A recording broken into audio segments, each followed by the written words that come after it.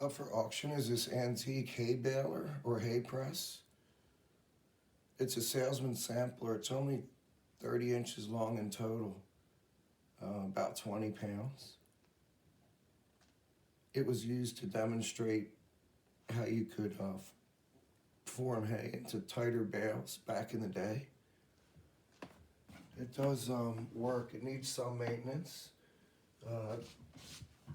You hook up your hit and miss to this larger wheel, or you could hand crank it, which would cause this press to push the baled hay into this area here.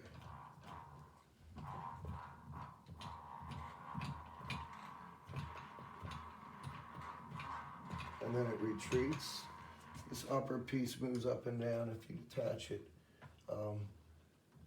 It needs to be attached, but it will work. Take a closer look. The gears are brass.